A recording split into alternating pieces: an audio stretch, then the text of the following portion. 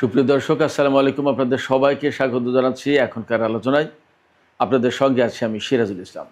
দর্শক, অনেক গুরুত্বপূর্ণ খবর আছে। আপনারা সবাই জানেন, আমেরিকা ইরানের বিরুদ্ধে একেবারে অর্থনৈতিক যুদ্ধ ঘোষণা করেছে, কঠোরতম নিষেধাজ্ঞা আরোপের ঘোষণা দিয়েছে।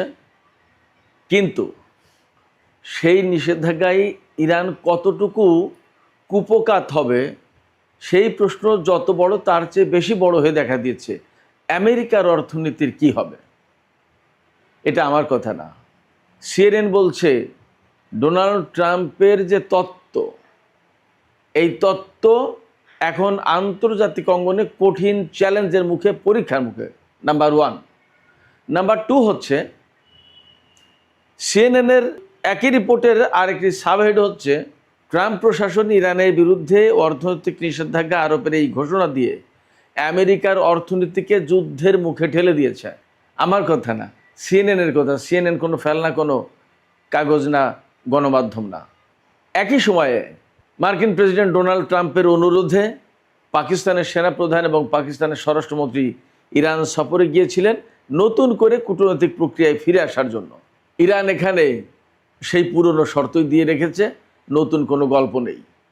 অর্থাৎ কার্যত ইরান ডোনাল্ড ট্রাম্পের এই প্রস্তাব প্রত্যাখ্যান করেছে। সবচেয়ে বড় খবর হচ্ছে এটি, ডোনাল্ড ট্রাম্প যখন তার শান্তির দূত ইরানে পাঠিয়েছেন, তখন মার্কিন প্রশাসন ঘোষণা দিচ্ছে ইরানের আইআরজিসির 5 জন কমান্ডারের বিরুদ্ধে তাদের জীবনের মূল্য ঘোষণা করছে। একজন কমান্ডারকে ধরে দিতে পারলে বা তাদের সম্পর্কে খোঁজ দিতে পারলে $1 কোটি করে পুরস্কার দেবে, আর আমেরিকায় থাকার জন্য নাগরিকত্ব, সুযোগ সুবিধা সব কিছু দেবে।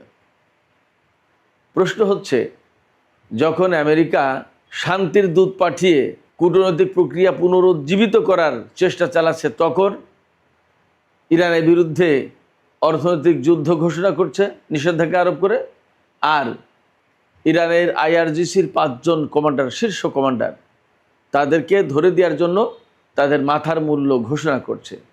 এটা কি শান্তি প্রত্যাশা, নাকি তামাশা, নাকি নিজের অবস্থান ঠিক রাখার জন্য এইগুলো করা? আসলে কোনটা? সুপ্রিয় দর্শক, আজকের ভিডিওতে এই বিষয়গুলো নিয়ে বিস্তারিত আলোচনা করার চেষ্টা করব। আপনারা সবাই সঙ্গেই থাকুন, আর ভিডিও ভালো লাগলে প্লিজ লাইক, কমেন্ট, শেয়ার করবেন এবং চ্যানেলটি সাবস্ক্রাইব করে সাথেই থাকবেন।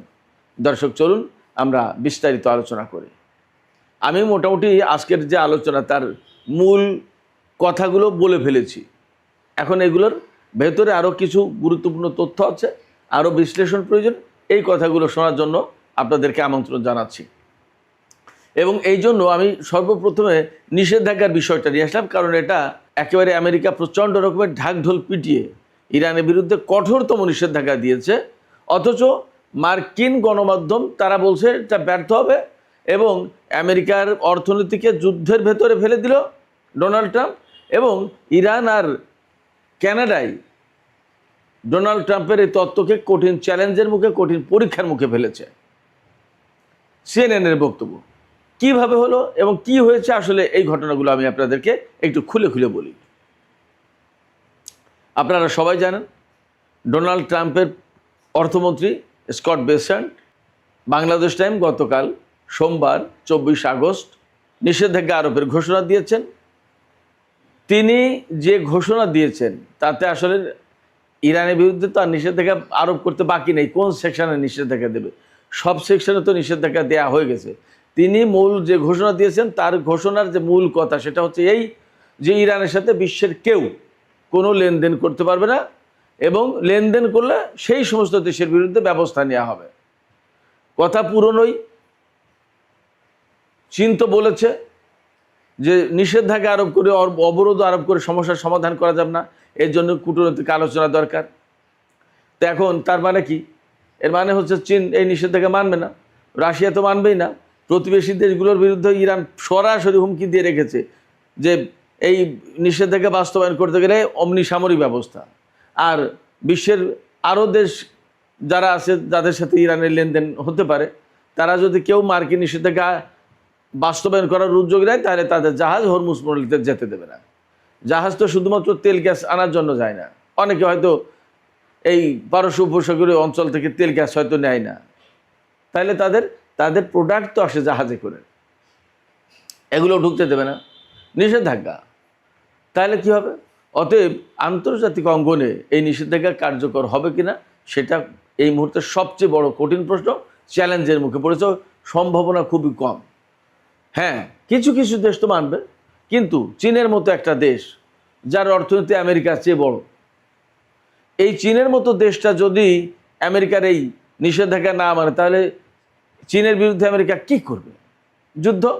না, প্রথমে এই যুদ্ধ করতে যাবে না, পারবেও না। আমেরিকার অস্ত্রের ভান্ডার খালি, এটা জানে, কেউ না জানলেও আমেরিকা তো জানে। অতএব সে এই খালি বন্দুক নিয়ে চীনের সাথে যুদ্ধ করতে যাবে না। এবং আদৌ চীনের সাথে কোনোদিন যুদ্ধ করতে যাবে কিনা আমেরিকা, আমি সেটা দিয়েই চ্যালেঞ্জ নিতে পারি। কারণ আমেরিকা ইরানকে মোকাবেলা করতে যেভাবে হিমশিম খেয়েছে, চীন তার চেয়ে কয়েক গুণ শক্তিশালী, সম্ভব না। এবং প্রযুক্তিগত দিক দিয়ে ইরানের চেয়ে এগিয়ে চীন, এটা বাস্তবতা। তাহলে যুদ্ধের প্রশ্ন নেই। এখন চীন যদি জোর করে তার জাহাজ পাঠিয়ে ইরান থেকে তেল আনে, তাহলে আমেরিকা কি করবে? যুদ্ধ যেহেতু করতে পারবো, কী করবে? তাহলে চীনের ব্যাংকিং সেক্টরে, অর্থনৈতিক সেক্টরে নিষেধাজ্ঞা দেবে, চীনের পণ্যের উপরে ট্যারিফ ডাবল করে দেবে, এই তো। চীনও পাল্টা ব্যবস্থা নেবে দেন। শুধু তাই না, চীন যদি মার্কিন ডলার সিস্টেম বাদ দিয়ে লেনদেন করে, তাহলে কি হবে? আমেরিকার ডলার মার খেয়ে যাবে তো, আমেরিকার অর্থনীতি মুখ থুবড়ে পড়বে, আমেরিকার অর্থনীতি চ্যালেঞ্জের মুখে পড়লো, যুদ্ধের ভেতরে পড়লো, পরীক্ষার মুখে পড়লো। তাহলে ওপাশে ডোনাল্ড ট্রাম্প এই মুহূর্তে কানাডার সাথে বাণিজ্য যুদ্ধে, ট্যারিফ যুদ্ধে বিশালভাবে জড়িয়ে গেছে, ইরানের সাথে তার সব রকমের যুদ্ধ চলছে। তাহলে এই যে মক্কা চুক্তি হয়েছে, এই মক্কা চুক্তির মূল মালিক যারা, তুরস্ক, পাকিস্তান এবং সৌদি আরব, এদের নিয়তের ভেতরে যদি ইখলাস থাকে, অর্থাৎ খালেস নিয়তে যদি এরা কাজ করে, তাহলে তো আমেরিকার এখান থেকে বেরিয়ে যাওয়ার কথা। আমেরিকা যেখানে মধ্যপ্রাচ্যে তাহলে এই মুহূর্তে অস্তিত্বের সংকটে, সেখানে যুদ্ধ করে কাকে পাবে সে পাশে? ট্রাম্পের যে এই যে কর্মকাণ্ড, হুটহাট করে এক একটা করা, কে তার শত্রু কে তার মিত্র কেউ জানে না, এক এক সময় এক একজনের বিরুদ্ধে লেগে যাচ্ছে। কানাডা আমেরিকার একদম আত্মার হরিহর, ঘরের ভিতরের মানুষ, সেই ক্যানাডার সাথে এখন কি ভয়ঙ্কর যুদ্ধে লিপ্ত, শুধুমাত্র টাকা এবং অর্থনীতির জন্য। এই যে টাকা এবং অর্থনীতির জন্য এত যুদ্ধ কেন জানেন? মূল কারণ ওই $40 ট্রিলিয়ন ঋণ। ডোনাল্ড ট্রাম্প খুব ভালো করে জানে তার দেশ ব্যাপকভাবে ঋণগ্রস্ত। ঋণী কে হয়? মূলত দরিদ্র মানুষ ঋণী হয়। যার টাকা আছে সে কি ঋণ করে নাকি সহজে? তো দরিদ্র সে জানে যে আমার অবস্থা 12টা বেজে গেছে অনেকটা। ডোনাল্ড ট্রাম্প খুব ভালো করে জানে। অতএব সারা বিশ্বে এই অর্থনীতির লড়াই করে বেড়াচ্ছে, এবং ইরানে যে আজকে এই যে যুদ্ধটা চাপিয়ে দিয়েছে, তার মূল অনেকগুলো কারণের ভিতরে একটা বড় কারণ ছিল, একটা কারণ, আমি অনেকগুলো কারণের ভেতরে একটা গুরুত্বপূর্ণ কারণ, ইরানের ধনভাণ্ডার সব একাই কবজা করবে, একাই খাবে, মৌজ মাস্তি ফুর্তি করবে ডোনাল্ড ট্রাম্প। এই জন্য নেটো জোটকে, তার ইউরোপীয় মিত্রদেরকে কাউকেই বলেনি যে একা খাবে বলে, ভেনিজুয়েলার মতো করতে চেয়েছিল, কিন্তু বিপদে পড়ে গেছে ইরান এসে। নিষেধাজ্ঞা আমেরিকার জন্য বুমেরাং হয়ে যেতে পারে, যথেষ্ট সম্ভাবনা আছে। এবং ইরান কিন্তু এ নিয়ে কোনো টেনশানেই নেই। আমি আজকে ইরানের গণমাধ্যমগুলো ঘেঁটে দেখলাম, এই নিষেধাজ্ঞা নিয়ে তেমন কোনো খবরই নেই, তাদেরকে গুরুত্বই দিচ্ছে না। গুরুত্ব না দেওয়ার কারণ তারা জানে খুব ভালো করে, কীভাবে আমেরিকার নিষেধাজ্ঞা মোকাবেলা করতে হয় সেটা জানে, আমেরিকার সামরিক বাহিনীকে কীভাবে মোকাবেলা করা হয় সেই কৌশলই তো তারা এখন মুখস্থ করে ফেলেছে, আর কি। এবং ফ্যাক্ট হচ্ছে কি, ডোনাল্ড ট্রাম্প আগের বার ক্ষমতায় এসে ইরানের বিরুদ্ধে ম্যাক্সিমাম প্রেশারের তত্ত্ব দিয়েছিল, যে চরম একদম সর্বোচ্চ চাপ প্রয়োগের নীতি গ্রহণ করতে হবে, 1 ফুটা তেল ইরান বিক্রি করতে পারবে না, এই নীতি গ্রহণ করেছিল আগের বার ডোনাল্ড ট্রাম্প ক্ষমতায় এসে। এবার কঠোরতম নিষেধাজ্ঞা, ইকোনমিক ডোমসডে, মহাপ্রলয়। ভাই, ওই সর্বোচ্চ চাপ প্রয়োগ আর মহাপ্রলয় আর যাই বলেন একই কথা তো। আপনি তেল বিক্রি করতে দেবেন না, ইরানের ব্যবসা বাণিজ্য চালাতে দেবেন না, এই তো কথা। তা আপনার ওই সর্বোচ্চ চাপ প্রয়োগের নীতি যখন উল্টে দিতে পেরেছে ইরান, এখন পারবে না? পারবে। আপনার প্রথম আমল দেখে এসেছে, অতএব আপনি যখন এবার ক্ষমতায় এসেছেন, ইরানের মাথায় নেই যে ডোনাল্ড ট্রাম্পকে কীভাবে মোকাবেলা করতে হবে, খুব ভালোভাবে আছে। অতএব আমেরিকা ইরানের বিরুদ্ধে যে যুদ্ধ করছে, বাণিজ্য যুদ্ধ বা অর্থনীতির যে যুদ্ধ শুরু করলো, এই যুদ্ধে আমেরিকা ক্ষতিগ্রস্ত হবে। এবং এই ব্যাপারে আমেরিকার একজন খ্যাতিমান সাংবাদিক, ফক্স নিউজের সাংবাদিক, এই মুহূর্তে নামটা মনে পড়ছে না, বারবার আমি নামটা বলি, এই মুহূর্তে কেন যেন নামটা মনে আসছে না, তিনি বলেছেন যে সুয়েজ খালকে কেন্দ্র করে যখন ব্রিটেনের সাথে মিশরের দ্বন্দ্ব হয়েছিল, সেই ঘটনার পরে ব্রিটেনের রাজত্ব শেষ, আর ইরান যুদ্ধকে কেন্দ্র করে আমেরিকার রাজত্ব শেষ হবে বিশ্বে, এবং তাই হতে যাচ্ছে। সুপ্রিয় দর্শক, এই যে অর্থনীতির যুদ্ধ, এর সাথে আমেরিকা আরও কী কী করলো খেয়াল করেন। আমি দুটো বিষয় তুলে ধরছি। পাকিস্তানের সেনাপ্রধানকে ডোনাল্ড ট্রাম্প ফোন করেছেন এবং তাকে ইরানে যেতে বলেছেন যে আপনি একটু যান, আবার ইরানকে কূটনীতির প্রক্রিয়ায় ফিরে আনেন, তা না হলে তো ঝামেলা। কেন ঝামেলা? আমি আবারও বলি, সামনে মিড টার্ম ইলেকশন নভেম্বরে, অথচ পররাষ্ট্রনীতির ক্ষেত্রে ডোনাল্ড ট্রাম্পের কোনো অ্যাচিভমেন্ট নেই। দেশের ভেতরে তেলের দাম, গ্যাসের দাম, পণ্যমূল্যের ঊর্ধ্বগতি, সমস্ত সব কিছুই হয়েছে,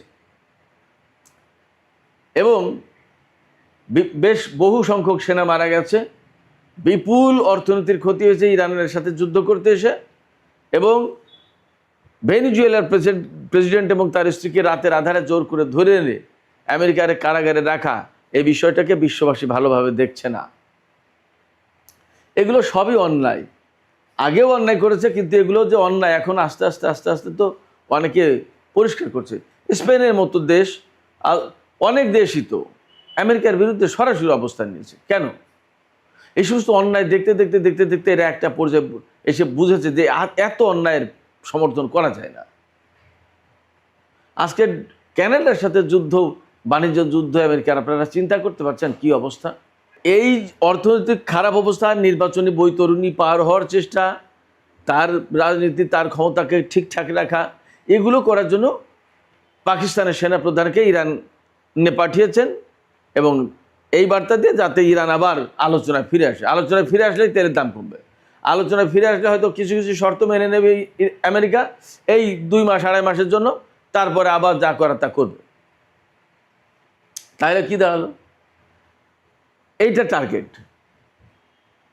এই শান্তি প্রক্রিয়ার অংশ হিসেবে পাকিস্তানের সেনাপ্রধানকে এবং স্বরাষ্ট্রমন্ত্রীকে পাঠালো, ঠিক সেই দিনই ইরানের উপর এরকম কঠিনতম নিষেধাজ্ঞা আরোপ করছে। যদিও সেটা ব্যর্থ হবে কি হবে না সেটা পরের আলাপ, কিন্তু আপনি যারা ভালো কাজের জন্য দাওয়াত দিচ্ছেন, তার জন্য আপনি একটা লাঠিও পাঠালেন, তাহলে কি হইল? এরপরে শুধু এখানেই শেষ কথা না, যে আইআরজিসি ইরানের বিপ্লবী সরকার, ইরানের বিপ্লবী চেতনা বা ইরানকে রক্ষার জন্য জান পরাণ দিয়ে কাজ করছে, যুদ্ধ করছে, খাটাখাটনি করছে, সেই আইআরজিসির প্রধান 5 কমান্ডারের বিরুদ্ধে আপনি পুরস্কার ঘোষণা করছেন। এদেরকে ধরে দিতে পারলে, জীবিত অথবা মৃত, বা এদের সম্পর্কে খোঁজ দিতে পারলে আমরা $1 কোটি করে পুরস্কার দেবো। নট অনলি দ্যাট, যে ব্যক্তি খোঁজ দেবে তাকে আমেরিকায় থাকা, খাওয়ার, ভরণ পোষণ সমস্ত সব কিছুর ব্যবস্থা করে দেব।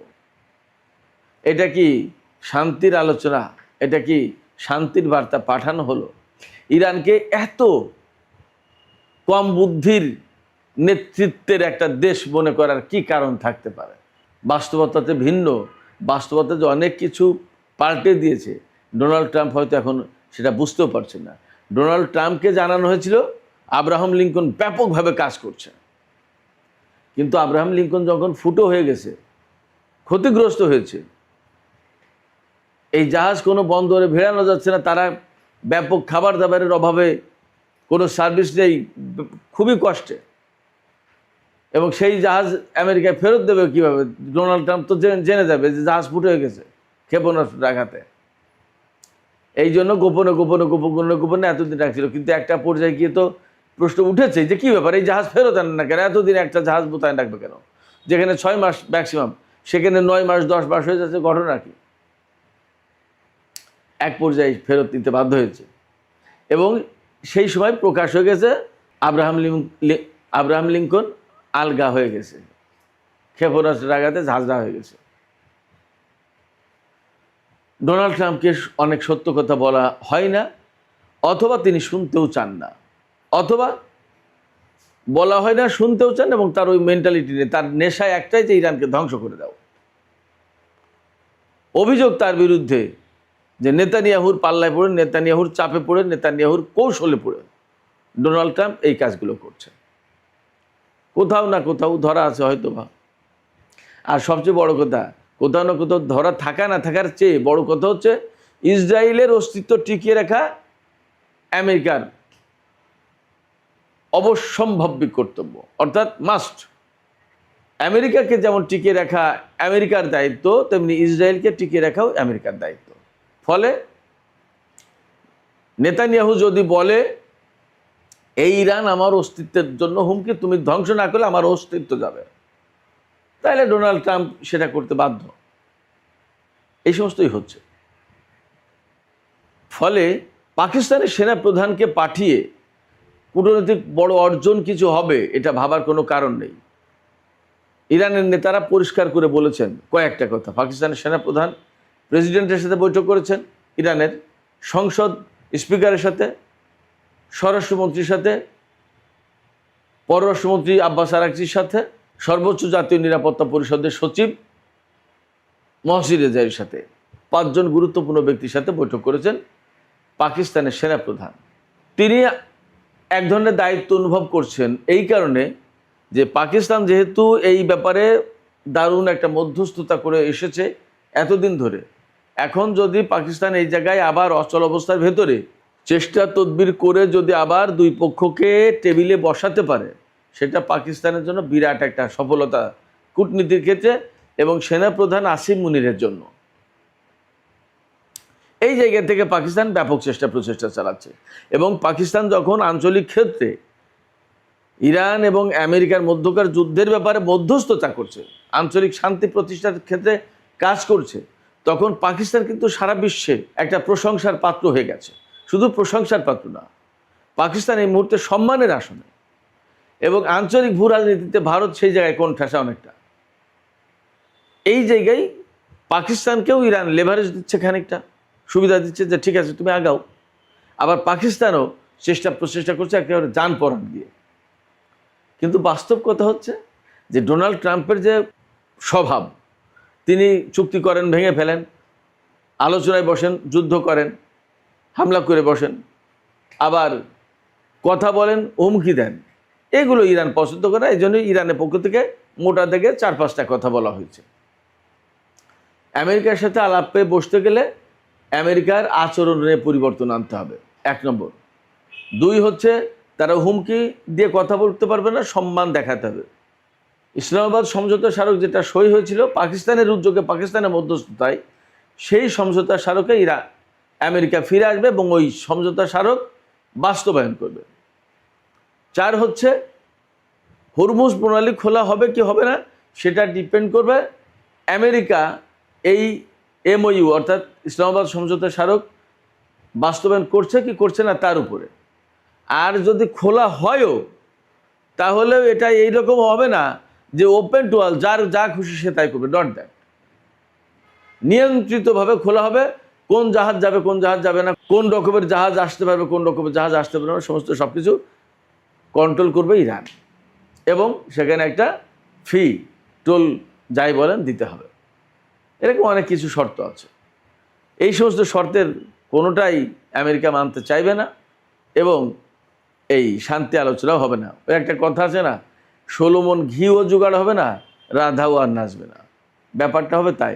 আর যদি ডোনাল্ড ট্রাম্প এই মুহূর্তে কৌশল করে এ সমস্ত সব কিছু মেনে নিয়ে 2-2.5 মাসের জন্য কোনো রকমের সুবিধা দেয়, তাহলে নিশ্চিত থাকেন মিড টার্ম ইলেকশনের পরেই আবার ইরানের সাথে আমেরিকার সংঘাত অনিবার্য হবে, শুরু করে দেবে।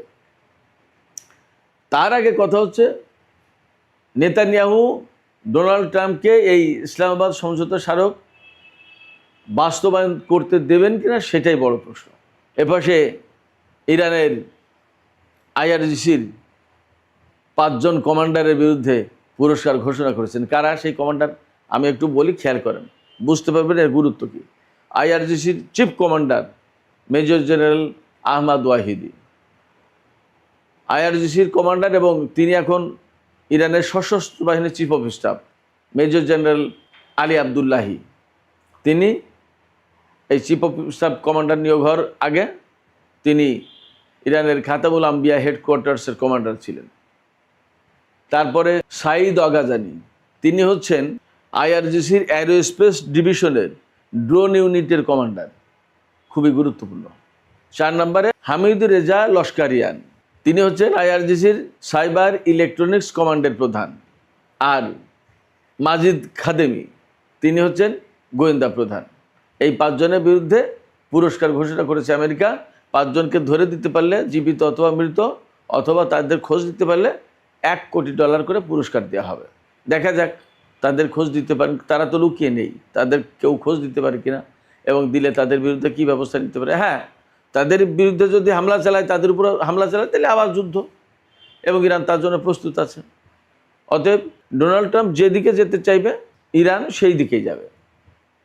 সুপ্রিয় দর্শক, আজকের আলোচনা এখানে শেষ করতে চাইছি। আলোচনা শেষের আগে আপনাদের কাছে আপনাদের মতামত জানতে চাই। আমেরিকা যে নিষেধাজ্ঞা আরোপ করলো, সেটা কতটা কার্যকর হবে বলে আপনাদের মনে হচ্ছে? আর ইরানের যে 5 জন কমান্ডারকে তাদের খোঁজ দিতে পারলে, জীবিত অথবা মৃত ধরে দিতে পারলে $1 কোটি করে পুরস্কার দেবে, এটার মানে কি দাঁড়ায়? ইরান এই বার্তাকে কিভাবে গ্রহণ করবে? আপনাদের মতামত জানিয়ে কমেন্টে লিখতে পারেন। আর ভিডিও ভালো লাগলে লাইক, কমেন্ট, শেয়ার করবেন এবং চ্যানেলটি সাবস্ক্রাইব করে সাথেই থাকবেন। দর্শক, এখনকার আলোচনা এখানে শেষ করছি। আপনারা সবাই অনেক অনেক ভালো থাকুন। আল্লাহ হাফেজ।